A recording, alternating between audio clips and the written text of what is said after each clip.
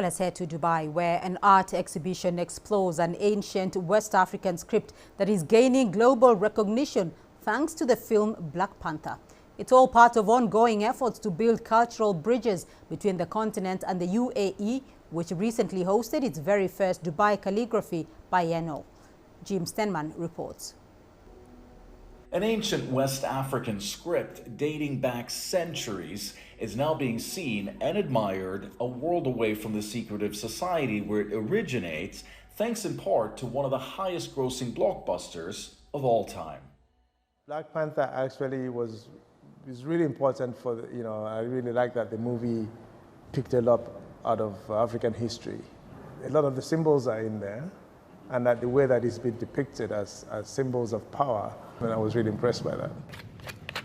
And those symbols originating from Nisibidi, an ancient graphic communication indigenous to parts of Nigeria and Cameroon, has been studied for decades by Victor Ekpuk, and also serves as the inspiration for his latest exhibit, Interwoven Textures, showing at Effie Gallery and part of Dubai's Calligraphy Biennale, where he's become one of few African artists to unveil a major public sculpture in the UAE.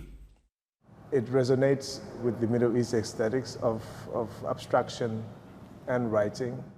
The works behind me here are sets of portraitures. My work in general looks at the human condition. These three sculptures are inspired by, again, heads, musing about the heads where it is our seat of consciousness, how we identify ourselves.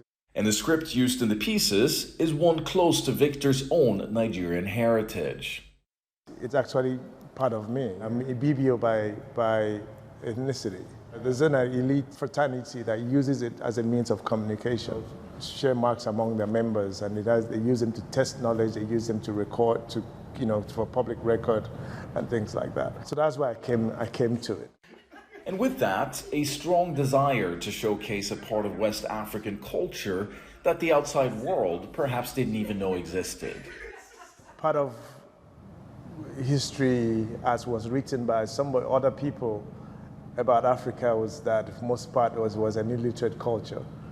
If literacy was not a Roman alphabet, then it didn't exist. So I guess what this does is opens up a conversation about the non-Eurocentric literacy or a knowledge system.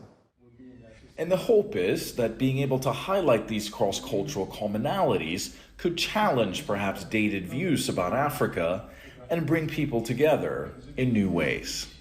Jim Stenman, CGTN, Dubai.